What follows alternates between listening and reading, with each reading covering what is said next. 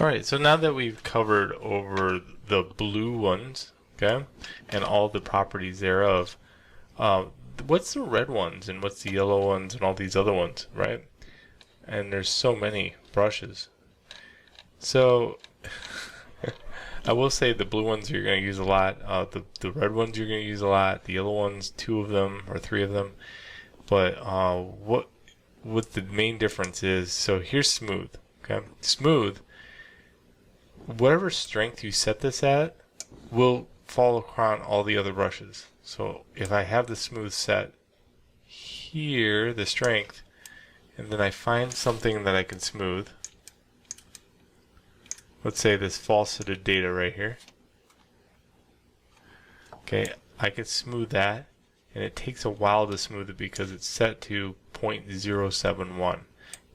And if I went like that, it's easy to smooth. Okay. So if I go to the other brushes and hold shift now, it's going to use that same smoothness.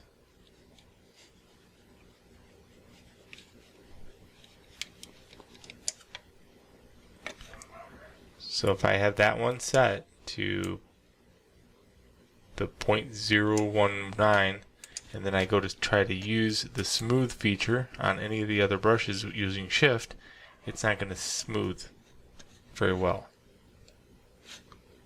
Okay, so that one affects all the other ones. Flatten, I don't really like flatten as much as scrape, so it's up to you.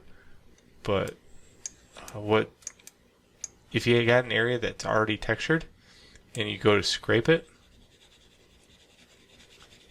Okay, this is what it does. Okay, and if you have it very flattened, so I'll try to get another area over here. Try flatten. You can see what it's just not as good. It's not as good. I don't like the fall off of it versus that. So I definitely like scrape more than flatten. Fill, barely ever use it, but yeah, it's going to fill in this area, which is kind of nice. But don't ever use it, and I don't ever use that one either. Pinch, use it all the time. Couldn't live without it.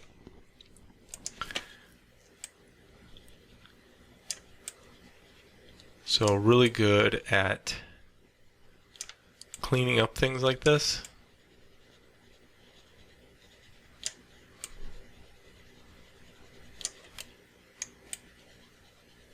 Because it'll not only pinch, but it will smooth on both sides of it.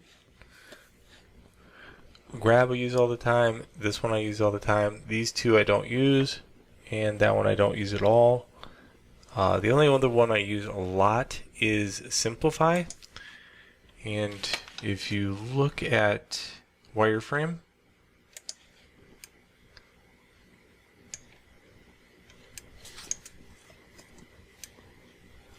let's look at some of these polygons that are damaged in this area. And I go to use Simplify.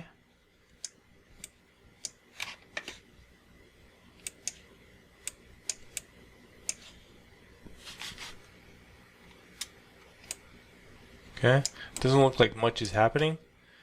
So, but if you turn on Dynatop with this on,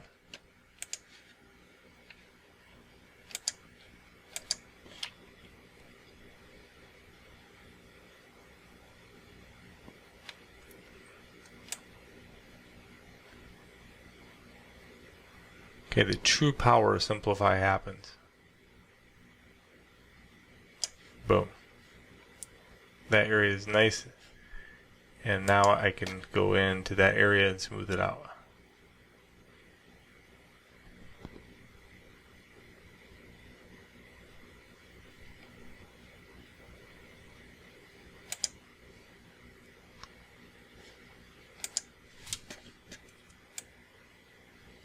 If I had the smooth brush set high enough. See, that's what I was talking about.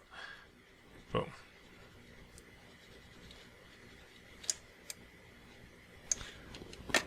Alright, I think that's all I need to cover.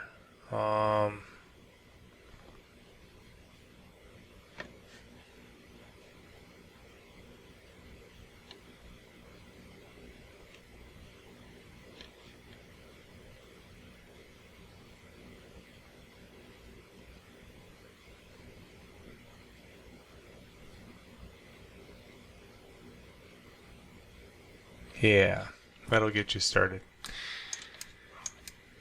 Okay, so now that we have a very damaged mesh, I can show you the next one, which is called decimate.